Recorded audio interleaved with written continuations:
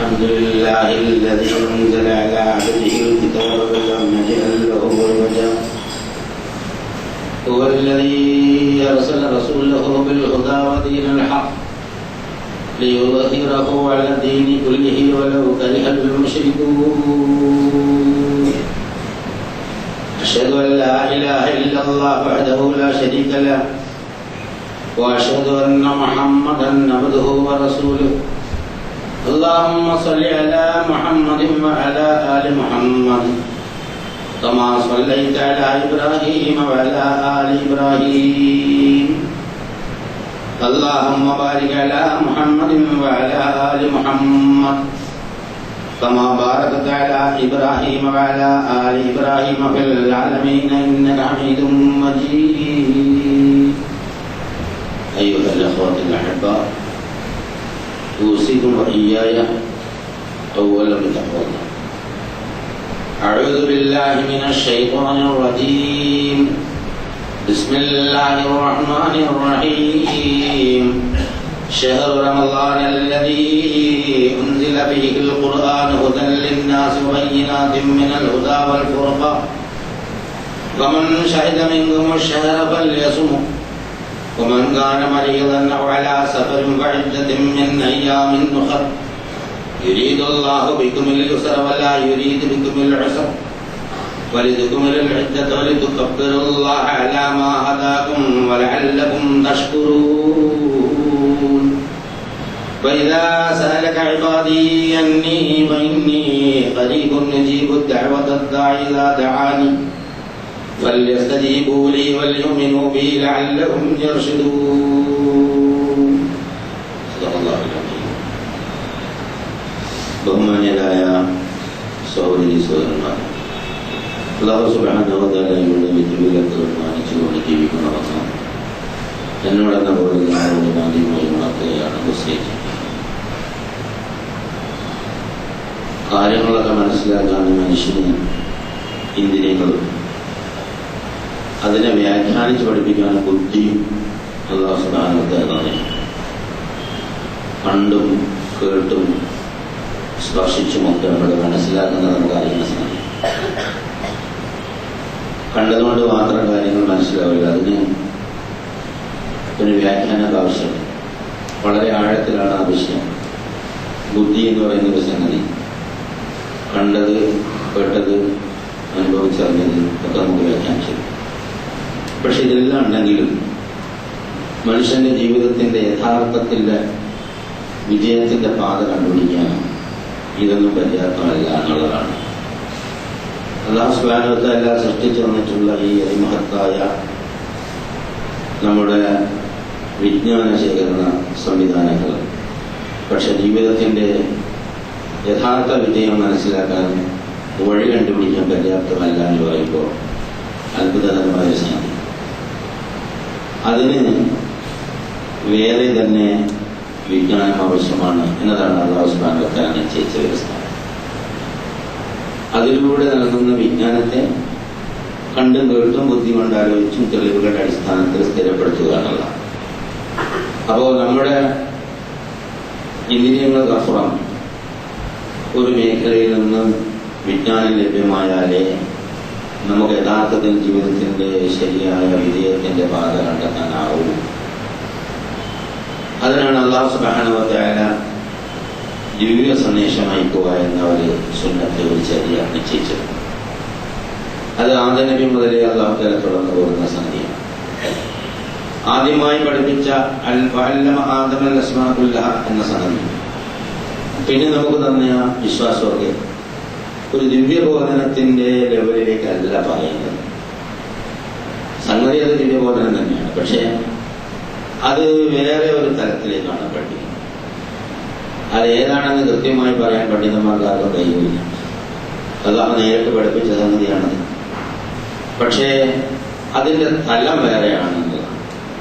കാര്യങ്ങളൊക്കെ നോക്കിക്കണ്ട് മനസ്സിലാക്കാനുള്ള ഒരു കഴിവ് ബുദ്ധി കൊണ്ട് നമുക്കൊരു സാധിക്കും. പദാർത്ഥത്തിന്റെ യാഥാർത്ഥ്യം മനസ്സിലാക്കാൻ, അല്ലെങ്കിൽ അതിന്റെ രൂപവും ഭാവവും സ്വഭാവവും ഒക്കെ മനസ്സിലാക്കാൻ ബുദ്ധിമുട്ട് സാധിക്കും. പക്ഷെ അതിന്റെ ധർമാധർമ്മങ്ങളെ വിഭജിച്ചറിയാൻ മനുഷ്യബുദ്ധിക്ക് സാധ്യമാവില്ല. ഒരു സാധാരണ ഒരു സ്ഥലത്തുണ്ട്, ഒരാളെ വിശക്കുന്നു, അതെടുത്ത് തിന്നാലെ വിശപ്പ് മാറുമെന്ന് മനസ്സിലാക്കാൻ ബുദ്ധിമുട്ട്. പക്ഷെ ഇത് എടുക്കാൻ പറ്റുമില്ലേ എന്ന് തീരുമാനിക്കാനുള്ള വേറെ ചില സംഗതികളുണ്ട്. കാരണം അതുപോലെ ഹലാലാണോ എന്നുള്ളത് ധാർമ്മികമായി നിലനിൽക്കുന്ന ഒരു സംഗതി. ഏത് വിഷയത്തിനും അങ്ങനെയുണ്ട്. ശുദ്ധി നമുക്ക് പരിശോധിച്ച് നോക്കാം.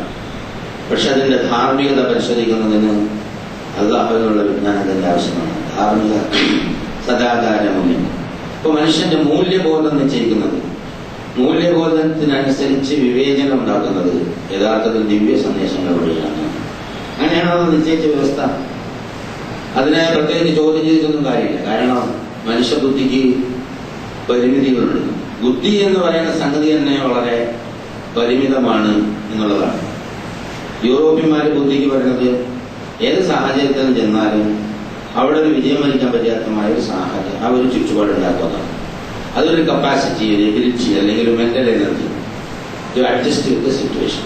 അതായത് ഇന്റലിജൻസ് എന്ന് പറഞ്ഞാൽ it is an ability to adjust with the situation എന്ന് പറഞ്ഞാൽ വളരെ ലളിതമായി പറഞ്ഞാൽ ചേലയെ തിന്നുന്ന നാട്ടിൽ ചെന്നാൽ നാടിന്റെ നടുക്കണ്ടെടുക്കുക എന്ന് പറഞ്ഞാൽ എവിടെ ചെന്നാലും നമ്മൾ നിഗളിച്ച് നിൽക്കുക, വിജയിച്ചു നിൽക്കുക എന്നുള്ളതാണ്. പക്ഷേ ഖുർആൻ പഠിപ്പിക്കുന്ന അല്ലെങ്കിൽ ഇസ്ലാം പഠിപ്പിക്കുന്ന ബുദ്ധി അതല്ല. അഖൽ എന്നാണ്. അഖൽ എന്ന് പറഞ്ഞാൽ എക്കാൽ പല പ്രാവശ്യം പറഞ്ഞാണ്. ഈ ഒട്ടകത്തിന് കുതിരയ്ക്ക് വിടുന്ന കടിഞ്ഞാണ് ഇക്കാൽ എന്ന് പറയുന്നത്. അതിന് ചില കണ്ടീഷൻസ് ഉണ്ട്. ഈ വലത് ഭാഗത്തോട് പിടിച്ച് വലിച്ചാൽ ഒട്ടകം കൊണ്ട് വലത് ഭാഗത്തേക്ക്, ഇടത് ഭാഗത്ത് പിടിച്ച് വലിച്ചാൽ അങ്ങോട്ട് ഇങ്ങനെ അയച്ചിട്ടാൽ ഒട്ടകം നേരെ പോകും. അങ്ങനെ പിടിച്ചാൽ അറസ്റ്റ് ചെയ്യാം എന്ന് പറഞ്ഞാൽ ഒട്ടകം നിൽക്കും. അപ്പൊ അതിന്റെ കൺട്രോൾ അങ്ങനെയാണ്. ആ സാധനത്തിനാണ് ഇക്കാൽ എന്ന് പറയുന്നത്. അപ്പോൾ മനുഷ്യ മനസ്സിൽ ഒരുപാട് വിചാരങ്ങളുണ്ട്, ജഡികേച്ഛകളുണ്ട്, ദേഹേച്ഛകളുണ്ട്, അതുപോലെ ഒരുപാട് വിചാരങ്ങളുണ്ട്. അപ്പൊ മനുഷ്യന്റെ യഥാർത്ഥ ജീവിത ലക്ഷ്യത്തിൽ നിന്ന് തെറ്റിക്കുന്ന തരത്തിലുള്ള വികാരങ്ങളെയും വിചാരങ്ങളെയും അറസ്റ്റ് ചെയ്യുക, കൺട്രോൾ ചെയ്യുക. അതിനാണ് ഇസ്ലാമിലെ ബുദ്ധി എന്ന് പറയുന്നത്. അപ്പൊ ബുദ്ധിയെ സംബന്ധിച്ച ഡെഫിനിഷൻ തന്നെ വലിയ വ്യത്യാസമാണ്. അതായത് എവിടെയെങ്കിലും ചെന്നിട്ട് എന്തെങ്കിലുമൊക്കെ വാരി കൂട്ടിയിട്ട് ദുന്യാവ് അടിച്ചു പൊടിക്കലാണ് ആന്തരിക ലോകത്തെ ബുദ്ധി. മറ്റേതല്ല, ഏത് സാഹചര്യത്തിലും അള്ളാഹുവിന്റെ നിയമനിർദ്ദേശങ്ങൾ സൂക്ഷിച്ച് പട്ടിണി കിടന്നാലും വേണ്ടില്ല, ശരീരം നഷ്ടപ്പെട്ടാലും വേണ്ടില്ല, അള്ളാഹുവിന്റെ ആദർശത്തിൽ ഉറച്ചു നിൽക്കാനുള്ള ആ നിശ്ചയദാർഢ്യം, അതിനുവേണ്ടി മറ്റു വികാരങ്ങളെ അറസ്റ്റ് ചെയ്യുക, കൺട്രോൾ ചെയ്യുക. അപ്പൊ അതിനാണ് യഥാർത്ഥ ഒരു ബുദ്ധി എന്നുള്ളത്. അപ്പൊ മറ്റു വികാരങ്ങൾ അതായത് ദേഹേച്ഛയെ നിരോധിക്കുക, അതിനെ വിലങ്ങ് നിൽക്കുക എന്നുള്ളതാണ്. അപ്പൊ മനുഷ്യന്റെ ജഡികേച്ഛകളെ, ദേഹേച്ഛകളെ അതിനെ പിടിച്ചു നിർത്തിയിട്ട് കാര്യങ്ങൾ ചെയ്യാനുള്ള ഒരു കപ്പാസിറ്റി മനുഷ്യനുണ്ടാവണമെങ്കിൽ അവന് സാധാരണ ജീവിതത്തിൽ നിന്ന് വ്യത്യസ്തമായ ഒരു ജീവിത ശൈലി ആവശ്യമാണ് എന്നുള്ള അവസരം തീരുമാനിച്ചു. അതാണ് ഉപവാസം അല്ലെങ്കിൽ വ്രതാനുഷ്ഠാനം. വ്രതാനുഷ്ഠാനം കൊണ്ട് മനുഷ്യന്റെ വൈകാരികമായ ആ തലങ്ങളെയും ജഡികേച്ഛകളെയും ഒക്കെ നിയന്ത്രിച്ച് നിർത്താൻ പറ്റുള്ളൂ. അപ്പൊ ആ ഒരു സന്ദർഭം, ഉപവാസം ഉണ്ടാക്കുന്ന ആ ഒരു മാറ്റം ശരീരത്തിലും മനസ്സിലും അതോടെ ജീവിതത്തിലും പ്രകടമാവുന്നതാണ്. ഇതെല്ലാ ആളുകൾക്കും അല്ലാഹു സുബ്ഹാനഹു വ തആല നിർബന്ധമാക്കിയ മനുഷ്യാരംഭം മുതലുള്ള കാര്യമാണ്. അതിന് അല്ലാഹു സുബ്ഹാനഹു വ തആല ആ ഉപവാസം തീരുമാനിച്ചു തന്നെ അത്ഭുതകരമായ ഒരു രീതിയിലൂടെ മനുഷ്യന് മാർഗദർശനം നൽകാൻ അല്ലാഹു തആല തീരുമാനിച്ചത്, അതായത് മാസങ്ങളിൽ 12 മാസമാണ്. ഇന്ന ഇദ്ദത്ത ശുഹൂരി ഇൻദല്ലാഹി 12 ശഹറൻ ഫീ കിതാബില്ലാ. അല്ലാഹുവിന്റെ കണക്കിൽ ഈ പ്രപഞ്ചത്തിന്റെ ആരംഭം മുതൽ യൗമ ഖലഖസ് സമാവാതി വൽ അർള എന്ന് പറഞ്ഞു. അതായത് പ്രപഞ്ച സൃഷ്ടിപ്പ് നടത്തിയപ്പോൾ അല്ലാഹു തആല മാസങ്ങളുടെ എണ്ണം 12 തീരുമാനിച്ചു. അത് അല്ലാഹു തീരുമാനിച്ചു, നമ്മളെ ഉണ്ടാക്കിയാൽ. അല്ലാഹു സുബ്ഹാനഹു വ തആല തീരുമാനിച്ചു മാസങ്ങളുടെ എണ്ണം 12 എന്നതാണ്.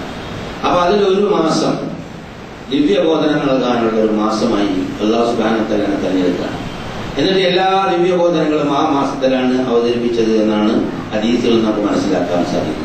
ഏറ്റവും പ്രധാനപ്പെട്ട തൗറാത്തും സബൂറും ഇഞ്ചീലും ഖുർആനും അവതരിപ്പിച്ചത് എന്തായാലും ഈ മാസത്തിൽ തന്നെയാണ് എന്നുള്ളതിന് വ്യക്തമായ ഹദീസുകളുടെ പിൻബലമുണ്ട്. അതായത് റമദാനിലെ 1-ാമത്തെ ആഴ്ചയാണ് തൗറാത്ത് അവതരിപ്പിച്ചത്, രണ്ടാമത്തെ ആഴ്ചയാണ് സബൂർ സാംസബ്ദയുടെ സങ്കീർത്തനങ്ങൾ എന്ന് പറയുന്ന ദാവൂദിന്റെ കീർത്തനങ്ങൾ അവതരിപ്പിച്ചത്. ഇഞ്ചീൽ ബൈബിൾ ന്യൂ ടെസ്റ്റമെന്റ് എന്ന് പറയുന്ന പുതിയ നിയമം എന്ന് പറയുന്ന ഇഞ്ചീൽ അവതരിപ്പിച്ചത് മൂന്നാമത്തെ ആഴ്ചയാണ്. നാലാമത്തെ ആഴ്ചയിലാണ് ഖുർആൻ അവതരിപ്പിച്ചത് എന്ന് ഇബ്നു കസീർ തൽബിദായ വ നിഹായയിൽ ഹദീസ് ഉദ്ധരിച്ചുകൊണ്ട് ഒരുപാട് തെളിവുകളുടെ അടിസ്ഥാനത്തിൽ അദ്ദേഹം പറയും. അപ്പൊ ഈ പ്രധാനപ്പെട്ടത് ഏറ്റവും പ്രധാനപ്പെട്ട 4 വേദഗ്രന്ഥങ്ങളും അവതരിപ്പിക്കപ്പെട്ട ഈ മാസം. ആ 4 വേദഗ്രന്ഥങ്ങളും അവതരിപ്പിക്കപ്പെട്ട ഈ മാസം അതിനെക്കുറിച്ച് മനുഷ്യൻ ആലോചിക്കാനും പഠിക്കാനും ഒരുതരം അതിന്റെ വാർഷികാഘോഷമാണ്. നമ്മൾ റസൂലുള്ളാഹി സ്വല്ലല്ലാഹു അലൈഹി വസല്ലം ഈ ഖുർആൻ അവതരിപ്പിച്ചു കൊടുക്കുന്നതിന്റെ മാത്രമൊരു വാർഷികാനുസ്മരണമല്ല, എല്ലാ പ്രവാചകന്മാർക്കും വേദഗ്രന്ഥം നൽകിയതിന്റെ വാർഷികാനുസ്മരണം റസൂലിനെ കൊണ്ട് ചെയ്യുക. എന്നിട്ട് ലോകാവസാനം വരെ അതൊരു വലിയൊരു സംഗതിയായി, ഏറ്റവും പുണ്യകരമായ ഒരു സംഗതിയായി, മഹത്തായ ഒരു അനുഗ്രഹമായി അല്ലാഹു സുബ്ഹാനഹു വ തആല തീരുമാനിക്കുകയാണ്. വിശ്വാസികളെ സംബന്ധിച്ചിടത്തോളം ഇത് ജീവിതത്തിൽ ലഭിക്കാവുന്ന ഏറ്റവും വലിയ ഒരവസരമാണ് എന്നുള്ളതൊരു സംശയം. ഒരുപാട് മഹത്വങ്ങൾ അല്ലാഹു സുബ്ഹാനഹു വ തആല ഈ മാസത്തെ കുറിച്ച് പറഞ്ഞിട്ടുണ്ട് എന്നതാണ്. ഈ മാസമാണ് ഖുർആൻ അവതരിപ്പിച്ചതെന്ന് തുടങ്ങുന്ന സൂറത്തുൽ ബഖറയിലെ ആയത്തുകളാണ് ഞാൻ ആദ്യം നിങ്ങളെ ഓർമ്മിപ്പിക്കുന്നത്. ഷഹ്റു റമളാൻ അല്ലദീ ഉൻസില ഫീഹിൽ ഖുർആൻ. ഈ ഖുർആൻ അവതരിപ്പിക്കപ്പെട്ടത് ഈ മാസത്തിലാണ്. ഹുദൽ ലിന്നാസ്, ഹുദൽ ലിൽ മുഅ്മിനീൻ എന്നല്ല പറഞ്ഞത്, സത്യവിശ്വാസികൾക്ക് ഒരു മാർഗദർശനമായി എന്നല്ല, മനുഷ്യർക്കാകമാനം ഒരു മാർഗദർശനമായിട്ടാണ്. യഥാർത്ഥത്തിൽ ഇതിപ്പോ നമ്മുടെ ഒരു പ്രൈവറ്റ് പ്രോപ്പർട്ടിയാണ് ഖുർആൻ. മുസ്ലിം സമുദായം അവരുടെ എന്തോ ഒരു പ്രൈവറ്റ് പ്രോപ്പർട്ടി ആയിട്ടാണ് കൊണ്ടു നടക്കുന്നത് എന്നുള്ളതാണ്. വളരെ അത്യാലഭ്യം മറ്റവർക്ക് കിട്ടുകയാണെങ്കിൽ അവർ വായിച്ച് പഠിച്ച് മനസ്സിലാക്കുന്നതല്ലാതെ ഇതിന്റെ യാഥാർത്ഥ്യം മറ്റുള്ളവർക്ക് ഗ്രഹിക്കാൻ പര്യാപ്തമായ രീതിയിൽ എത്തിച്ചു കൊടുക്കുന്ന കാര്യത്തിൽ സമകാലിക മുസ്ലിം സമൂഹം യഥാർത്ഥത്തിൽ പരാജയപ്പെട്ടിരിക്കുന്നു എന്ന് സമ്മതിക്കേണ്ടില്ല. ഒരുപാട് ന്യായങ്ങളൊന്നും പറയേണ്ടില്ല. നമുക്കത് നേരെയില്ല. നമ്മൾ തമ്മിലുള്ള പ്രശ്നം പരിഹരിച്ചുകൊണ്ട് ഇതങ്ങോട്ട് പറഞ്ഞു കൊടുക്കാം. ഇവിടെ പ്രശ്നം പരിഹരിക്കുന്ന പ്രശ്നമല്ല. യാമെന്നാൾ വരെ നമ്മൾ ഓരോന്നിനും ഇങ്ങനെ വഴക്കുണ്ടാക്കി അടിയും കൂടി പുസ്തകം എഴുതി പിന്നെ പ്രസംഗം നടത്തി കാസറ്റ് ഇറക്കി CD ഇറക്കി അങ്ങനെ ഭയങ്കരമായ മത്സരമാണ് ആരാണ് ഖുർആന്റെ ആളെന്നുള്ളത്. അല്ലാതെ അല്ലാഹു സുബ്ഹാനഹു വ തആല പഠിപ്പിച്ച മറ്റൊന്നാണ്, പഠിച്ചോൻ പഠിപ്പിച്ച മറ്റൊന്ന് ഈ മാസത്തിൽ തന്നെ അത് ചെയ്യാതെ വേറെ പലതും ചെയ്യുന്നതാണ് ഈ സമുദായത്തിന്റെ ആഗോള അടിസ്ഥാനത്തിലുള്ള സ്വഭാവം നോക്കിയാൽ ലജ്ജാകരമായ ഒരവസ്ഥ എന്നുള്ളതാണ്. സാന്ദർഭികമായി അത് സൂചിപ്പിച്ചു എന്നുള്ളതേ ഉള്ളൂ. ഹുദൽ ലിന്നാസ്, ജനങ്ങൾക്കാകെ മാർഗദർശനം. മിനൽ ഹുദാ, അതായത് സന്മാർഗത്തിനുള്ള തെളിവുകളോടുകൂടി ഓരോ സന്മാർഗവും സന്മാർഗ തത്വങ്ങൾ അവതരിപ്പിക്കുമ്പോൾ അനുഭക്തമായ തെളിവുകൾ, ആ തെളിവുകൾ വെച്ച് നോക്കുമ്പോൾ നേരത്തെ നൽകിയപ്പെട്ട വിജ്ഞാനത്തിന്റെ വിശ്വാസത്തിന്റെ അടിസ്ഥാനത്തിൽ ഇത് ശരിയാണ് എന്ന് ബോധ്യമാവും. അങ്ങനെ അയാളൊരു വിശ്വാസിയാവും. അപ്പൊ പോരാത്തതിന് സത്യാസത്യ വിവേചനം എന്നുള്ള നിലയ്ക്കാണ് ഫുർഖാൻ എന്നാണ് ഖുർആൻ അല്ലാഹു സുബ്ഹാനഹു വ തആല പേരിട്ടിരിക്കുന്നത്.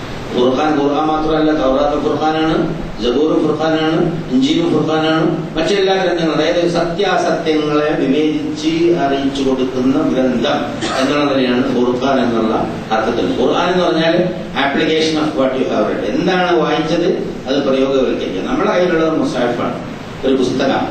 ആ മുസാഹിഫ് കൊണ്ടാണ് നമ്മൾ ഖുർആൻ പറഞ്ഞ് നടക്കുന്നത്. യഥാർത്ഥത്തിൽ ഖുർആൻ പറഞ്ഞെങ്കിൽ അത് വായിക്കുകയും ഉൾക്കൊള്ളുകയും പ്രയോഗവൽക്കരിക്കുകയും ചെയ്യുമ്പോഴേ ഖുർആൻ ആവുള്ളൂ എന്നുള്ളതാണ് പ്രത്യേകത.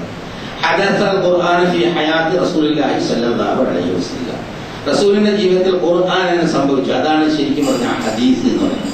ഹദീസ് എന്ന് പറഞ്ഞാൽ എന്തെങ്കിലും റസൂൽ പറഞ്ഞാൽ മാത്രമല്ല, റസൂൽ പറഞ്ഞതും റസൂൽ ചെയ്തതും റസൂൽ അനുവദിച്ചുമായ എല്ലാ കാര്യങ്ങളും ഖുർആനുമായി ബന്ധപ്പെട്ട ഖുർആൻ. അദ്ദേഹത്തിന്റെ സ്വഭാവം ഖുർആന്റെ സ്വഭാവമായിരുന്നു എന്നാണ് നമ്മൾക്ക് പഠിപ്പിക്കപ്പെട്ടിട്ടുള്ളത്. അപ്പൊ അങ്ങനെ സത്യാസത്യ വിവേചനത്തിനും അതുപോലെ തന്നെ സന്മാർഗത്തിന് തെളിവുകളുമായി ഈ ഒരു ഗ്രന്ഥം നിങ്ങൾക്ക് അവതരിപ്പിച്ച ആ മാസം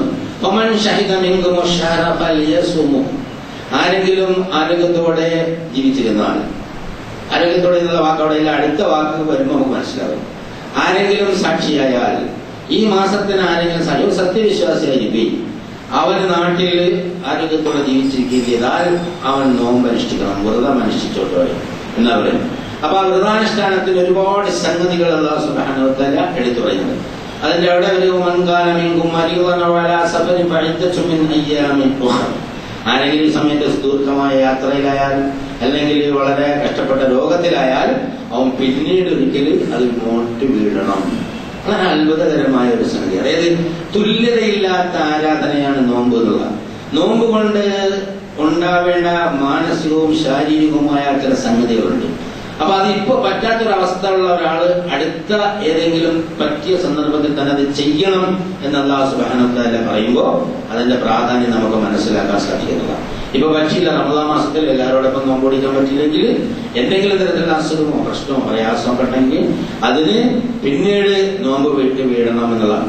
യുരീദുല്ലാഹു ബിക്കുമുൽ യുസ്റ, നിങ്ങൾക്ക് യഥാർത്ഥത്തിൽ അല്ലാഹു തആല ആശ്വാസമാണ് ആഗ്രഹിക്കുന്നത്, ഉദ്ദേശിക്കുന്നത്. വലാ യുരീദു ബിക്കുമുൽ ഉസ്റ, നിങ്ങളെ പട്ടിണിക്കിട്ട് കഷ്ടപ്പെടുത്താനോ ഇങ്ങനെ വയറ് കാന്തി ഈ ഗ്യാസ് കയറി ആകപ്പാടെ കാന്തി കൊളായി നടക്കാനൊന്നും അത് അല്ലാഹു ഉദ്ദേശമില്ല. നോമ്പിന് ഒരാളെ അവിടെ നിയന്ത്രിച്ചു കഴിഞ്ഞാൽ അതിന്റെ സഹായം വരുന്നത് അല്ലാഹു സുബ്ഹാനഹു വ തആല. ചെറിയ ചെറിയ അസുഖമൊക്കെ ഉണ്ടെങ്കിലും അത് പേടിച്ചിട്ട് എന്റെ ആരോഗ്യമാണ് വലുത് എന്ന് വിചാരിച്ച് നോമ്പ് കുടിക്കാതിരിക്കണ്ട. പിന്നെ ഡോക്ടർമാർ പറയും, പല ഡോക്ടർമാർ പറയും 4 കൊല്ലത്തേക്ക് നോമ്പ് കുടിക്കാൻ പാടില്ല, നിങ്ങൾക്ക് വയറ്റിൽ ഇങ്ങനെ ഓപ്പറേഷൻ എത്തിയിട്ടുണ്ട്. എന്നോട് നല്ല ഹൈലി ഡയബറ്റിക് ആയിരുന്ന സമയത്ത് ഡോക്ടർ നിങ്ങൾ എന്തും കണ്ടിട്ടാണ് നോമ്പ് കുടിക്കുന്നത് എന്ന് ചോദിച്ചു. ഒന്നുമില്ല, താനെ കണ്ടിട്ട് നോമ്പ് കുടിക്കാൻ. അപ്പോ വളരെ വളരെ പേടിപ്പിക്കുന്ന ആളുകളുണ്ടാവും. ഇതിനെ സംബന്ധിച്ച് ആഴത്തിൽ ഈ കാര്യത്തെ അറിയില്ലെങ്കിൽ ചെറിയൊരു നിസ്സാരമായ സംഗതി ഉണ്ടെങ്കിൽ അതിന് പേരിൽ നോമ്പ് ഒഴിവാക്കുന്നത്. അതൊക്കെ അറിയാം ഏത് കാര്യത്തിലാണ് മനുഷ്യന്മാർ നോമ്പ് ഒഴിവാക്കുന്നത്. അപ്പൊ അത് ഈ നോമ്പ് കൊണ്ട് ലഭിക്കേണ്ട ഒരുപാട് കാര്യങ്ങളെ സംബന്ധിച്ച് ശരിയായ ഒരു ബോധം എല്ലാം വേണമെന്നില്ല, ഒരു കുറഞ്ഞ ബോധമെങ്കിലും ഉണ്ടായാൽ എന്ത് അവസ്ഥയിലും നോമ്പ് പിടിക്കാൻ ശ്രമം നടത്തുകയും പ്രാർത്ഥിക്കുകയും അല്ലാഹു ആരോഗ്യം കൊടുക്കുകയും ചെയ്യും എന്നാണ് സത്യവിശ്വാസിയുടെ ജീവിതത്തിലെ അനുഭവം. ഒരു ദിക്കുമലിൽ എഴുത്തത്തെ നിങ്ങളത് എണ്ണം പൂർത്തിയാക്കാൻ, അതായത് നിങ്ങൾ എന്തെങ്കിലും തരത്തിൽ വിട്ടുപോയപ്പോ ചിലപ്പോ 30 നോമ്പ് അല്ലെങ്കിൽ 29 നോമ്പുള്ള സമയത്ത് ഒരാളിന് 15 ദിവസം കഴിഞ്ഞപ്പോൾ അസുഖം പിടിച്ചു. അപ്പൊ അയാളുടെ എണ്ണം പൂർത്തിയാക്കാനായാലും ഈ മറ്റ് കംപ്ലീറ്റ് ആ നോമ്പിന്റെ സവാബ്, ദുനിയാവിലുള്ള റിസൾട്ടും ആഖിറത്തിലുള്ള റിവാർഡും, അതായത് ഒന്ന് പ്രതിഫലവും ഒന്ന് പ്രതിഫലനമാണ്. ഇവിടെയുള്ള പ്രതിഫലനമാണ് അല്ലെങ്കിൽ അനന്തരമായ ഫലമാണ്, മറ്റത് പ്രതിഫലമാണെന്നുള്ളത്. അപ്പൊ അതിനു വേണ്ടി അല്ലാഹു സുബ്ഹാനഹു വ തആല നിങ്ങൾക്ക് എളുപ്പമാക്കി തന്നിരിക്കുന്നു. നിങ്ങൾ അല്ലാഹു സുബ്ഹാനഹു വ തആല നിങ്ങൾക്ക് മാർഗദർശനം ചെയ്തതിന്റെ പേരിൽ അവനെ വാഴ്ത്തിപ്പറയുക. അപ്പൊ അതിന് തൊട്ടു മുമ്പ് നോമ്പിനെ സംബന്ധിച്ച് വളരെ പ്രധാനപ്പെട്ട ഒരു സംഗതി അല്ലാഹു സുബ്ഹാനഹു വ തആല പഠിപ്പിച്ചിട്ട് 2-ാമത്തെ ആയത്തിലാണ് ഇത് പഠിപ്പിക്കുന്നത്. ലഅല്ലകും തത്തഖൂൻ എന്നാണ്. അതായത് നിങ്ങൾ സൂക്ഷ്മതയുള്ളവരാവാൻ വേണ്ടിയാണ്. സൂക്ഷ്മതയുള്ളവരാവുക എന്നുള്ളതാണ് ഏറ്റവും പ്രധാനപ്പെട്ട ഒരു സംഗതിയാണ്. നോമ്പ് അനുഷ്ഠിക്കുന്നവൻ സൂക്ഷ്മതയുള്ളവരാവണം. അയെ പറ്റൂ, അല്ലെങ്കിൽ പിന്നെ അവന് നോമ്പിന്റെ അർത്ഥമില്ലാതെ നോമ്പ് അനുഷ്ഠിച്ചിട്ട് എന്തെങ്കിലും ഹറാമായ കാര്യങ്ങൾ ചെയ്യുക, ശണ്ട കൂടുക, കുഴപ്പമുണ്ടാക്കുക, വെട്ടിപ്പിടിക്കുക, കള്ളസാക്ഷി നിൽക്കുക, കള്ളം പറയുക, ആളുകളെ പറ്റിക്കുക, ചതിക്കുക, വഞ്ചിക്കുക, ഇങ്ങനെ മനഃപൂർവ്വം സത്യം മറച്ചു വയ്ക്കുക, ഇങ്ങനെയുള്ള സംഗതികൾ ചെയ്യണമെങ്കിൽ സൂക്ഷ്മതയില്ല. നോമ്പ് കൊണ്ട് പ്രത്യേകിച്ച് അർത്ഥമൊന്നുമില്ല. നോമ്പ് പിടിച്ചുകൊണ്ട് എവിടെയെങ്കിലും കയറി നിന്നിട്ട് കള്ളം പറഞ്ഞു കഴിഞ്ഞാൽ ആ നോമ്പ് തന്നെ ഇല്ലാതായി കൊടുക്കുക. ആവശ്യമായ സന്ദർഭത്തിൽ സത്യം പറയേണ്ട സ്ഥലത്ത് കള്ളമാണ് പറയണമെങ്കിൽ നോമ്പ് തന്നെ ഇല്ലാതായി പോകും. അതുകൊണ്ട് തഖ്വ ഉണ്ടാവുക, സൂക്ഷ്മത ഉണ്ടാവുക എന്നതാണ് അതിന്റെ നോമ്പിന്റെ ഏറ്റവും പ്രധാനപ്പെട്ട ഒരു സംഗതി. അപ്പൊ തഖ്വ ഉണ്ടാവാനുള്ള ഏറ്റവും വലിയ കാര്യം നോമ്പ് അനുഷ്ഠിക്കുക എന്നുള്ളതാണ്. ഊസിക്കും തഖ്വല്ലാഹ്, അതായത് വയ്യാക്കും തഖ്വല്ലാഹ്, തഖ്വ കൊണ്ട് ഉപദേശിക്കലാണ് നോമ്പിന് സാധാരണ നിലയിൽ ചെയ്യുന്നത്. അത് നോമ്പാണ്, അതിന് ഏറ്റവും വ്രതമാണ്, അതിന് ഏറ്റവും സഹായകമായ ഒരു സംഗതി എന്ന് അല്ലാഹു സുബ്ഹാനഹു വ തആല നമ്മളെ പഠിപ്പിക്കുന്നു. എന്നിട്ട് ഒരു തുകബ്ബിറുല്ലാഹ അലാ മാ ഹദാകും, ആ തഖ്വയുടെ അപ്പുറം, അതായത് തഖ്വ കഴിഞ്ഞാൽ പിന്നെ ഉണ്ടാകുന്നത് അല്ലാഹുവിനെ വാഴ്ത്തിപ്പാട്. എപ്പോഴും അല്ലാഹുവിനെ വാഴ്ത്തിപ്പാട് എന്ന് പറഞ്ഞാൽ അല്ലാഹു അക്ബർ, സുബ്ഹാനല്ലാഹി വൽഹംദുലില്ലാഹി വലാ ഇലാഹ ഇല്ലല്ലാഹ് വല്ലാഹു അക്ബർ ഒരേ നിലയിൽ പറയാം. അല്ലാഹുവിനെ സംബന്ധിച്ച് സംസാരിക്കുമ്പോൾ അല്ലാഹു തന്ന ഈ മാർഗദർശനം കൊണ്ട് എനിക്ക് ഇങ്ങനെ രീതിയിൽ ജയിക്കാൻ സാധിച്ചു, അല്ലാഹു കാത്തത് കൊണ്ട് ഇങ്ങനെയായി, നാളെ നമ്മൾ കാണാൻ പറയുമ്പോ ഇൻഷാ അല്ലാഹ് പറയാം. വെള്ളം കുടിക്കുമ്പോ അല്ലാഹുവിനെ സ്മരിക്കുക.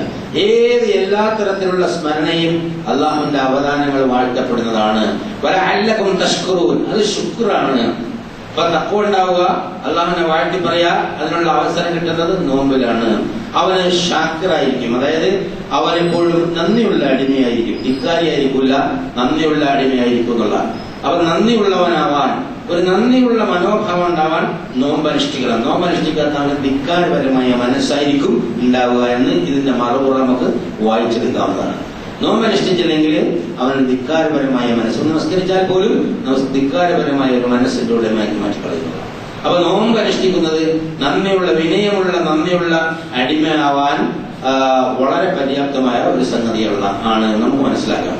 ഇനി 4-മത്തെ ഒരു തുല്യതയില്ലാത്തത് ഞാൻ നേരത്തെ പറഞ്ഞു. തുല്യതയില്ലാത്ത ഒരു ആരാധനയാണ് കാരണം ഇതുകൊണ്ടുണ്ടാകുന്ന തവാബും അതുപോലെ തന്നെ പ്രതിഫലനവും ഒക്കെ മറ്റു പലതും കൊണ്ടും ഉണ്ടാവില്ല. അപ്പൊ അതുകൊണ്ട് ഇത് തന്നെ ചെയ്യണം എന്നുള്ള യാതൊരു തരത്തിലും നോമ്പനുഷ്ഠിക്കാൻ നിവൃത്തിയില്ലാത്ത സ്ഥിതിയെടുക്കണ ഉണ്ട്. പക്ഷേ ഏറ്റവും പ്രധാനപ്പെട്ടത് കഴിവിന്റെ പരമാവധി നോമ്പനുഷ്ഠിക്കുക എന്നാണ് അല്ലാഹു സുബ്ഹാനഹു വ തആല. പിന്നെ ഒരാൾ നോമ്പനുഷ്ഠിച്ചു, നോമ്പോടുകൂടി മരിച്ചാൽ റസൂലുള്ളാഹി സ്വല്ലല്ലാഹു അലൈഹി വസല്ലം സ്വർഗ്ഗം ഉറപ്പാണ് എന്നാണ്. അതിന് വേറെ വ്യാഖ്യാനങ്ങൾ തരുന്നു. അയാൾ അങ്ങനെ ചെയ്തിട്ടില്ല, ഇങ്ങനെ ചെയ്തിട്ടില്ല, മറ്റു ചെയ്തിട്ടില്ല. ഒരാൾ ഇഖ്ലാസോടുകൂടി അല്ലാഹുവിന്റെ മാർഗത്തിലേക്ക് നോമ്പനുഷ്ഠിക്കുകയും ആ നോമ്പോടുകൂടി മരിക്കുകയും ചെയ്താൽ അവന് സ്വർഗം ഉറപ്പാണ്. ഇങ്ങനെ സ്വർഗം ഉറപ്പാണ്. നമസ്കാരത്തിൽ ഒരാൾ മരിച്ചാൽ സ്വർഗം ഉറപ്പാണെന്ന് ഒരു ഹദീസ് നമുക്ക് കാണാൻ സാധിക്കില്ല. നമുക്ക് അനുമാനിക്കാം, നമസ്കാരത്തിൽ അല്ലാഹുവിന്റെ അടുത്താണല്ലോ, അതുകൊണ്ട് സ്വർഗം ഉറപ്പാണെന്നൊക്കെ പറയാം. പക്ഷെ ഇത് റസൂലുള്ളാഹി സ്വല്ലല്ലാഹു അലൈഹി വസല്ലം നോമ്പോടുകൂടി മരിക്കുന്ന മനുഷ്യന് സ്വർഗം ഉറപ്പാണ് എന്നുള്ളത്. പിന്നെ സ്വർഗത്തിൽ റയ്യാൻ എന്നൊരു വാതില് അല്ലാഹു സുബ്ഹാനഹു വ തആല നിർമ്മിച്ചിട്ടുണ്ട് സ്വർഗത്തിൽ. ആ വാതിലിലൂടെ നോമ്പുകാർ മാത്രമേ കടന്നു പോവുകയുള്ളൂ. അവർക്ക് വേണ്ടി തയ്യാറാക്കിയിരിക്കുന്ന റയ്യാൻ എന്ന വാതിലിലൂടെ സ്വർഗത്തിലേക്ക് പ്രവേശിക്കാൻ നോമ്പുകാർ അനുവദിക്കപ്പെടുക. നരക വിമോചനം. ഒരാള് ഒരു ദിവസം നോമ്പനുഷ്ഠിച്ചാൽ അയാളുടെ മുഖത്തെ നരകത്തിൽ നിന്ന് 70 വർഷത്തെ വഴിദൂരം. അപ്പൊ വഴിദൂരം എന്ന് പറയുന്നത് നടന്നു പോണതാണോ, കാറിൽ പോണതാണോ, വിമാനത്തിൽ പോണതാണോ, അല്ലെ ലൈറ്റ് സഞ്ചരിക്കണാണോ ഒന്നും ഗവേഷണം നടത്തേണ്ട ആവശ്യമൊന്നുമില്ല. അള്ളാഹുവിന്റെ റസൂല് പറഞ്ഞു, ആരെങ്കിലും അള്ളാഹുവിന്റെ തൃപ്തിക്ക് വേണ്ടി ഒരു ദിവസം നോമ്പനുഷ്ഠിച്ചാൽ നരകത്തിൽ നിന്ന് അവന്റെ മുഖത്തെ 70 ദിവസത്തെ വഴിദൂരം അകറ്റി നിർത്തുക പറഞ്ഞാൽ നരകത്തിൽ നിന്ന് അവന്റെ ആ സാന്നിധ്യത്തെ വിദൂരമാക്കുക എന്നുള്ളതാണ്. അത് നോമ്പുകാരന്റെ മുഖത്തെ ആ നരകത്തിൽ നിന്ന് വിദൂരമാക്കുന്ന പറയുമ്പോൾ നമുക്ക് അതിന്റെ ഒരു തൗഫീഖ് ലഭിക്കുന്നതാണ്. റമദാൻ മാസത്തിന്റെ ഒരു പ്രത്യേകത എന്ന് പറഞ്ഞാൽ പൈശാചിക ദൗർബോധനങ്ങൾക്ക് ചങ്ങലയിടുന്ന ഒരു മാസമാണ് എന്നുള്ളത് മറ്റു പ്രത്യേകത. സ്വർഗത്തിന്റെ കവാടങ്ങൾ തുറന്നു വെക്കുന്ന മാസമാണ് ഈ റമദാൻ മാസമാണ്. ഏത് നേരവും സ്വർഗത്തിന്റെ കവാടങ്ങൾ തുറന്നിരിക്കും എന്നുള്ളതാണ്. റമദാൻ മാസത്തിൽ പിശാചിനെ കംപ്ലീറ്റ് കിട്ടും എന്നുള്ളതല്ല, സത്യവിശ്വാസിയുടെ മനസ്സിൽ പിശാച് ശല്യം ചെയ്യുന്നതിന് ചങ്ങലക്കിടും, അതായത് അതിനെ അറസ്റ്റ് ചെയ്യും, അല്ലാഹു സുബ്ഹാനഹു വ തആല പിടിച്ചു കിട്ടുന്നതാണ്. മൻ സാമ റമദാന ഈമാനൻ വഇഹ്തിസാബൻ ഗുഫിറ ലഹു മാ തഖദ്ദമ മിൻ ദൻബിഹി മുത്തഫഖുൻ അലൈഹി. ആരെങ്കിലും പ്രതിഫലത്തോടുകൂടി, അതായത് ഉദ്ദേശത്തോടുകൂടിയും പ്രതിഫലം കിട്ടുന്ന ആഗ്രഹത്തോടുകൂടിയും റമദാനിൽ മുഴുവൻ നോമ്പനുഷ്ഠിച്ചാൽ അവനെ സംബന്ധിച്ചിടത്തോളം അവൻ അതുവരെ ചെയ്ത എല്ലാ പാപങ്ങളും പുറത്തു പോകും എന്ന് മുത്തഫഖുൻ അലൈഹി, അതായത് ഇമാം ബുഖാരിയും മുസ്ലിമും യോജിച്ച് റിപ്പോർട്ട് ചെയ്ത ഒരു ഹദീസിലൂടെ അല്ലാഹുവിന്റെ റസൂല് നമ്മളെ പഠിപ്പിക്കുന്നു. പിന്നെ കണക്കില്ലാത്ത പ്രതിഫലമാണ് എന്നാണ്. എല്ലാ കാര്യത്തിനും അല്ലാഹു തആല ഒരു കണക്ക് നിശ്ചയിച്ചിട്ടുണ്ട്. എല്ലാം അല്ലാഹുവിന്റെ കണക്കിലാണ്. അതായത് ഏതൊരു നന്മ ചെയ്താലും മിനിമം 10 നന്മ നൽകുക എന്നുള്ളതാണ്. 10 ചിലപ്പോൾ 70 ആക്കും, ചിലപ്പോൾ 700 ആക്കും, ചിലപ്പോൾ 70,000 ആക്കും. അങ്ങനെ ഉള്ള നന്മകളെ കുറിച്ചൊക്കെ ഹദീസുകളിൽ പറഞ്ഞിട്ടുണ്ട്. പക്ഷേ നോമ്പ് എനിക്കുള്ളതാണ്, അതൊരു രഹസ്യമായ അമലാണ്. നമുക്ക് വേണമെങ്കിൽ നോമ്പുകാരനായിട്ട് അഭിനയിച്ചെടുക്കാം, അല്ലാഹു മാത്രമേ അറിയുള്ളൂ നോമ്പുണ്ടോ ഇല്ലേ എന്നുള്ളത്. അതൊരു സിറാണ്. അവൻ ഇതൊക്കെ ഉപേക്ഷിക്കുന്നത് എന്നെ ഓർക്കാൻ വേണ്ടിയാണ്. അതുകൊണ്ട് നാം അവനെ കണ്ടുമുട്ടുമ്പോൾ യാതൊരു കണക്കുമില്ലാത്ത പ്രതിഫലം നാം അവന് നൽകുന്നതാണ്. 2 സന്തോഷങ്ങളാണ് നോമ്പുകാർക്ക് റസൂലുള്ളാഹി സ്വല്ലല്ലാഹു അലൈഹി വസല്ലം പ്രഖ്യാപിച്ച 9ാമത്തെ മഹത്വം. അതായത് ഒന്ന് നോമ്പ് മുറിക്കുമ്പോൾ ഉണ്ടാകുന്ന സന്തോഷം നമുക്കറിയുന്നതാണ്, അനുഭവിക്കുന്നതാണ്. നോമ്പ് മുറിക്കുമ്പോൾ നമുക്കൊരു സന്തോഷം ഉണ്ടാവും. ആ നോമ്പ് മുറിക്കുന്ന സന്തോഷം വിവരണാതീതമാണ്. അന്നേരം പ്രാർത്ഥിച്ചാൽ ഒരിക്കലും തട്ടൂല്ല എന്നുള്ളതാണ്. പിന്നെ നോമ്പുകാരന്റെ പ്രാർത്ഥന സ്വീകരിക്കപ്പെടും, തട്ടൂല്ല എന്നാണ് മറ്റൊന്നുള്ളതാണ്. അള്ളാഹുവിനെ കണ്ടുമുട്ടുമ്പോൾ ഉണ്ടാകുന്ന അതിബൃഹത്തായ മറ്റൊരു സന്തോഷമാണ് 2ാമത്തെ സന്തോഷമായി അല്ലാഹു സുബ്ഹാനഹു വ തആല എടുത്തു പറഞ്ഞിട്ടുള്ളത്.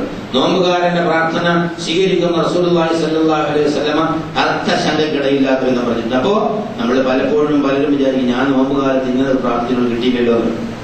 പ്രാർത്ഥിച്ചാൽ നമുക്ക് ഉത്തമമാണെന്ന് അള്ളാഹുവിന് അറിയുമ്പോൾ അത് തരും, അല്ലെങ്കിൽ അതങ്ങോട്ട് മാറ്റിവെക്കും പരലോകത്തേക്ക്. അല്ലെങ്കിൽ നമുക്ക് അതിന്റെ തുല്യമായ എന്തെങ്കിലും അപകടങ്ങൾ വരുത്തിവെക്കാൻ നമ്മളെ മനസ്സിലോ പ്രവൃത്തിയിലോ ഉണ്ടെങ്കിൽ അത് അല്ലാഹു സുബ്ഹാനഹു വ തആല തടഞ്ഞളയും. പ്രാർത്ഥനയ്ക്ക് തീർച്ചയായും ഉത്തരം കിട്ടുന്നതാണ്. അതുപോലെ ഖുർആനും നോമ്പും അവസാന കാലത്ത് ഖിയാമത്ത് നാളില് നിങ്ങൾക്ക് സാക്ഷിയായി വരുമെന്ന് റസൂലുള്ളാഹി സ്വല്ലല്ലാഹു അലൈഹി വസല്ലം പറയുന്നു. അതുപോലെ നോമ്പ് ചാരിത്രശുദ്ധി ഉണ്ടാക്കുന്ന, വിവാഹം കഴിക്കാൻ കഴിയാത്ത ആളുകളോട്, അതായത് നോമ്പ്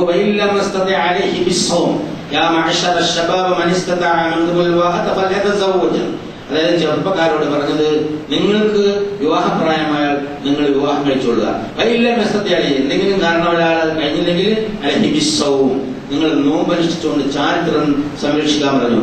നോമ്പനുഷ്ഠിച്ചു കഴിഞ്ഞാൽ സാധാരണ നിലയിൽ മനുഷ്യന്റെ വൈകാരിക സംഘടനകളെ നോമ്പടി പിടിച്ചു നിർത്തുന്നത്.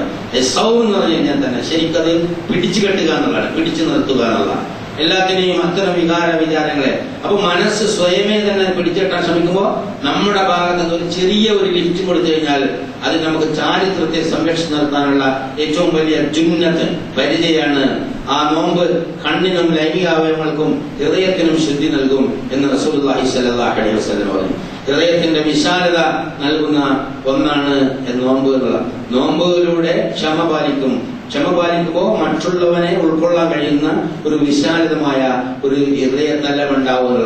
അപ്പൊ ആ ഹൃദയത്തിന്റെ വിശാലത ഉണ്ടാവാൻ നോമ്പനുഷ്ഠിക്കുക എന്നുള്ള ഇതെല്ലാം ആത്മീയമായ ഫലങ്ങളാണെങ്കിൽ ഭൗതികമായി നമുക്ക് ഒരുപാട് ഫലങ്ങളുണ്ട്. ഒരുപാട് ഗവേഷണങ്ങൾ ഇത് സംബന്ധമായി ഈ ആധുനിക ലോകത്ത് നടത്തിയിട്ടുണ്ട്.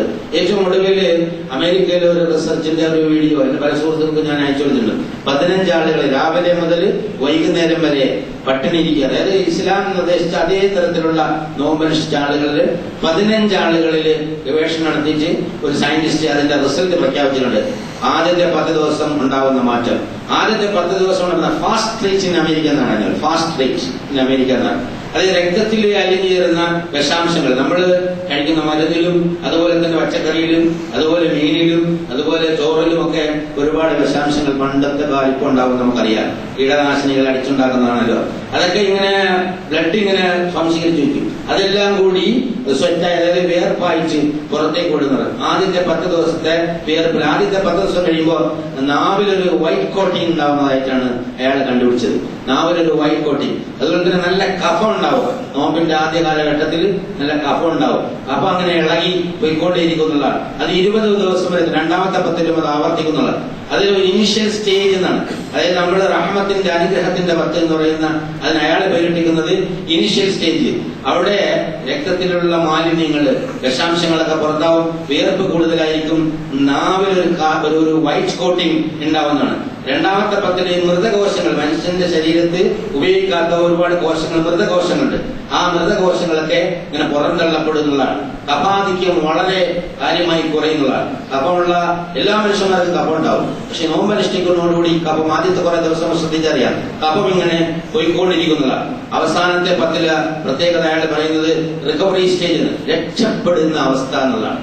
സമ്പൂർണമായി മാലിന്യ നിർമ്മാർജ്ജനം ചെയ്തിട്ട് ശരീരത്തിന് ആവശ്യമുള്ള ഫാറ്റ്സും അതുപോലുള്ള സംഗതികളൊക്കെ ക്ലിയർ ചെയ്ത് നല്ല നമുക്കറിയാം. നോമ്പ് കുറിച്ച് കുറെ ദിവസം കഴിയുമ്പോൾ നമ്മുടെ വയറൊക്കെ കുറയും, ശരീരത്തിൽ ഇതുണ്ടാവും, ഫാറ്റ്സിലൊക്കെ പോകുന്നതാണ്. ശരിക്കും അത് നരക വിമോചനം, അതായത് രക്ഷപ്പെടുന്ന ഘട്ടം എന്നാണ് ഇസ്ലാം അതിന് പേരിട്ടിരിക്കുന്നത്. അയാൾ അതിന് പറയുന്ന റിക്കവറി സ്റ്റേജ് എന്നാണ്. ഇനിഷ്യൽ സ്റ്റേജും പ്രോഗ്രസീവ് സ്റ്റേജും റിക്കവറി സ്റ്റേജ് എന്ന് പറഞ്ഞാൽ ഈ 10 ദിവസങ്ങളിൽ ഇത്രയും വ്യക്തമായ ഒരു സംഗതി മനുഷ്യ ശരീരത്തിൽ ഭൗതികമായി നടക്കുന്നുണ്ടെന്ന് 15 ആളുകളിൽ നിരന്തരമായി നടത്തിയ ഒരു ഗവേഷണത്തിന്റെ ഫലം ഈ അടുത്ത കാലത്ത് പ്രസിദ്ധീകരിക്കുകയുണ്ടായി. അപ്പൊ ഇത് ഭൗതികമായ ഫലം കിട്ടാനായാലും നോമ്പനുഷ്ഠിക്കുന്ന വളരെ വലിയ ഉപവാസം വളരെ വലിയ ഒരു കാര്യമാണ് എന്നാണ് ആധുനിക ഗവേഷണങ്ങൾ പറയുന്നത്. അപ്പൊ മനുഷ്യനെ സംബന്ധിച്ചിടത്തോളം ശാരീരികവും മാനസികവും ആത്മീയമായി ഒരു സുഖവും ആശ്വാസവും സമാധാനവും ഉണ്ടാവുന്നതിന് എല്ലാ തരത്തിലും പര്യാപ്തമായ ഒരു ഇബാദത്താണ്. അത് വളരെ സന്തോഷകരമായി സ്വീകരിക്കേണ്ടതാണ്. ആകാശ ലോകത്ത് നിന്ന് മാലാഖമാർ നമ്മളെ ഉറ്റുനോക്കിക്കൊണ്ടിരിക്കുന്നു. ഈ മാസം ബോധത്തോടെ ജീവിച്ചിരിക്കുന്ന എല്ലാ ആളുകളും അത് ഏറ്റവും ഉത്തമമായി പ്രയോജനപ്പെടുത്തുകയും അതുപോലെ തന്നെ ഈ നാളുകളിൽ അവതരിച്ച ഖുർആനെ സംബന്ധിച്ച് പഠിക്കുകയും മനസ്സിലാക്കുകയും മറ്റുള്ളവർക്ക് എത്തിച്ചു കൊടുക്കുകയും ചെയ്യാൻ ശ്രമിക്കുക. അതിന് കാരുണ്യവാനായ തമ്പുരാൻ നമുക്ക് തൗഫീഖ് നൽകി അനുഗ്രഹിക്കുമാറാകട്ടെ.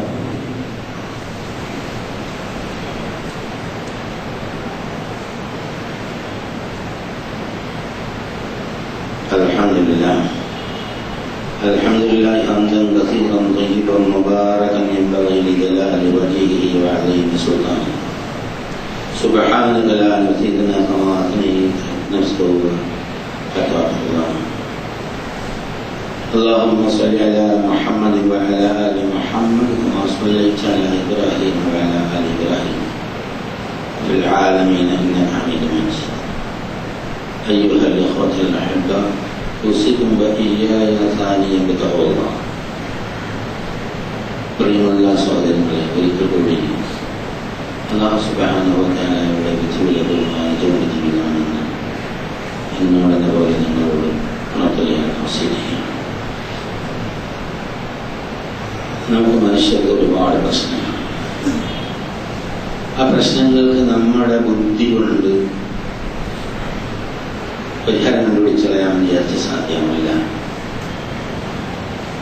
നമുക്ക് ആകെ ചെയ്യാൻ കഴിയുന്നത് പ്രാർത്ഥിക്കുക മാത്രമാണ്. പ്രാർത്ഥിക്കുമ്പോൾ അല്ലാഹു സുബ്ഹാനഹു വ തആല കാര്യങ്ങൾ എങ്ങനെ ചെയ്യണമെന്ന് ഇൽഹാം ചെയ്യും. എന്നിട്ട് ഓരോന്നിലേക്കും മലക്കുകൾ കൊണ്ട് നമ്മളെ സഹായിക്കുകയും ചെയ്യും. ഇതാണ് അടിസ്ഥാനപരമായ വിശ്വാസം. കാര്യങ്ങൾ ചെയ്യേണ്ടത് നമ്മളാണ് എന്ന് വിചാരിക്കുമ്പോഴാണ് പൊങ്ങച്ചുണ്ടാവുക. അമ്പട ഞാൻ തിരക്കടിയില്ലാന്ന് തോന്നുക. അല്ലാഹുവാണ് കാര്യങ്ങൾ ചെയ്യുന്നത് എന്നും ശരിക്കും ബോധ്യമായാൽ പിന്നെ ഉണ്ടാവും.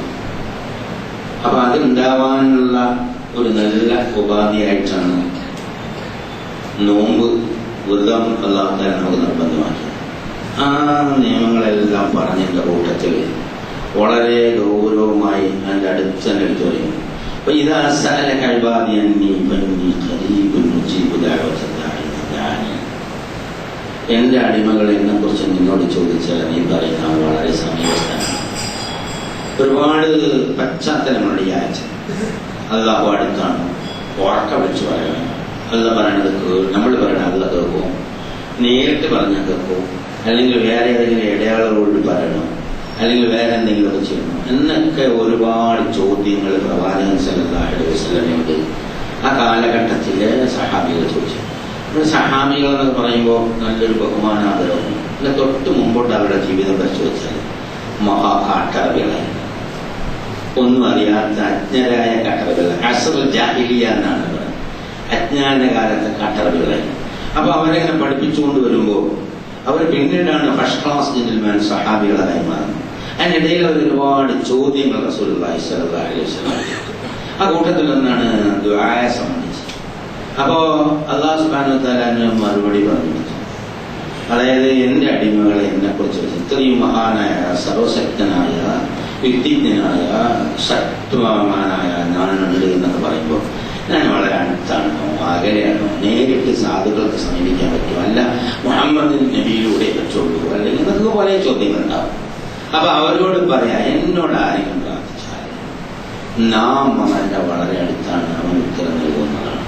അത് രണ്ട് കണ്ടീഷൻ പറഞ്ഞു. രണ്ട് കണ്ടീഷനാണ് പറഞ്ഞത്. ഒന്ന്, അവരെന്നെ വിശ്വസിക്കണം. പിന്നെ എന്റെ വിളിക്കുത്തരം തരണം. എന്റെ വിളിക്കുത്തരം തരണം എന്ന് പറഞ്ഞാൽ അല്ലാഹു സുബ്ഹാനഹു വ തആല നമ്മളോട് പറഞ്ഞിട്ടുണ്ട്, നീ പ്രാർത്ഥിക്കണം, നിന്നോട് വരണം നല്ല ഭക്ഷണം കഴിക്കണം, പിടിച്ചു വെച്ചതും ഹറാമായതും, നല്ല വസ്ത്രം ധരിക്കണം, അതായത് ഹലാലായ വസ്ത്രം ധരിക്കണം, വൃത്തിയിൽ നടക്കണം, ഹൃദയം ശുദ്ധി വേണം, മറ്റു ബന്ധങ്ങൾ നശാക്കാനോ കുഴപ്പമുണ്ടാക്കാനോ ഉള്ള ഉദ്ദേശത്തോടെ എന്നോട് പ്രാർത്ഥിക്കാൻ പറ്റും. വളരെ ക്ലിയറാണ്. ശുദ്ധ മനസ്കനായി എന്നോട് വരിക, എന്റെ അടിമയായിരിക്കാനുള്ള താല്പര്യത്തോടുകൂടി, എന്നിൽ ദൃഢമായ വിശ്വാസത്തോടുകൂടി വരിക.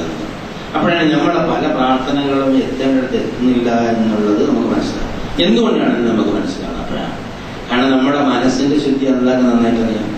ഓരോ സംഗതികളെ പ്രാർത്ഥിക്കുമ്പോഴും എന്തിനാണ് പ്രാർത്ഥിക്കുന്നതെന്നറിയാം.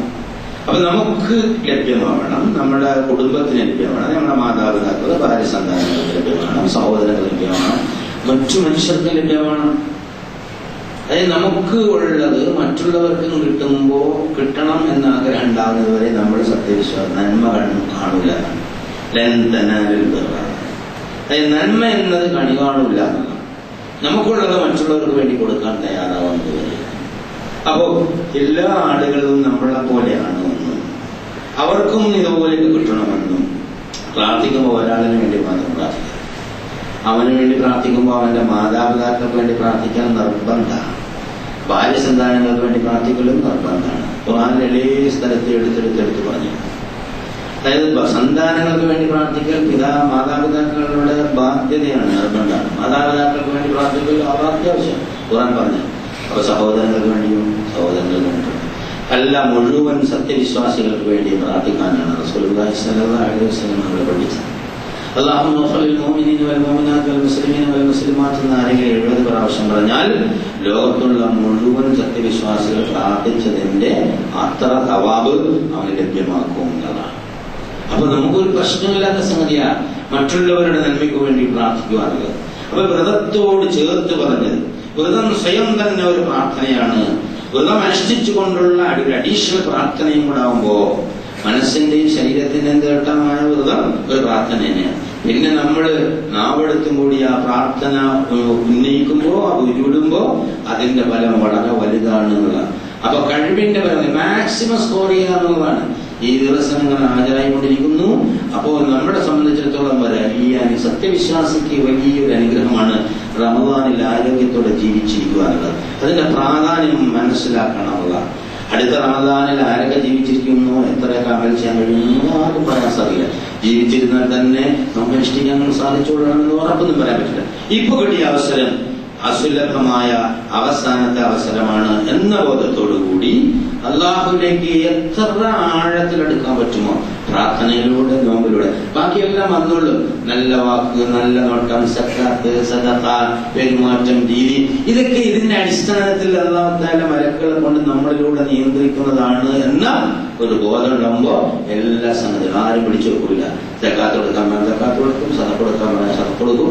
പക്ഷെ ഇതൊന്നും ചെയ്യുന്നില്ലെങ്കിലും എവനും നല്ലയും തമ്മിലുള്ള ബന്ധം ശരിയായില്ല എന്ന് മനസ്സിലാക്കി റെക്ടിഫൈ ചെയ്തുകൊണ്ടേയിരിക്കണം. ഓരോ ദിവസവും അനലൈസ് ചെയ്യണം. ഇന്ന് റമദാൻ തുടങ്ങി, ഞാൻ നോമ്പനുഷ്ഠിച്ചു, നോമ്പ് വന്നു, ഇപ്പൊ ഞാൻ അടുത്ത ദിവസത്തെ തറാവീഹ് നിസ്കരിച്ച് വീട്ടിൽ വന്നിരിക്കുകയാണ്. ഈ നോമ്പിന്റെ ഇടയിൽ നോമ്പിന് പറ്റാത്ത എന്തെങ്കിലുമൊക്കെ പ്രവൃത്തി എന്റെ അടുത്ത് ഉണ്ടായിട്ടുണ്ടോ ഇല്ലേ എന്ന് ഓരോരുത്തരും ഇങ്ങനെ പരിശോധിച്ച് ഓരോ ആത്മാവും ഇങ്ങനെ പരിശോധിച്ച് നോക്കണം. നാളേക്ക് എന്തെങ്കിലും പ്രയോജനകരമായ സംഗതി ആയിട്ടുണ്ടോ എന്നിൽ നിന്നുണ്ടായ അമല് എന്ന്. അങ്ങനെ ഒരു 10-30 ദിവസം ഞാൻ നേരത്തെ പറഞ്ഞില്ലേ, ആദ്യത്തെ 10, രണ്ടാമത്തെ 10, മൂന്നാമത്തെ 10, അതിനൊക്കെ വളരെ പ്രാധാന്യം, ഫിസിക്കലായിട്ട് തന്നെ പ്രാധാന്യം ഉണ്ട് എന്ന് ആധുനിക ശാസ്ത്രത്തിന്റെ ആളുകൾ തന്നെ പറയുന്നു. അല്ലാഹുവിന്റെ റസൂലിനെ സംബന്ധിച്ചിടത്തോളം നമുക്ക് വളരെ കൃത്യമായിട്ട് കാര്യങ്ങളൊക്കെ പറഞ്ഞ് മനസ്സിലാക്കി തന്നിട്ടുള്ളതാണ്.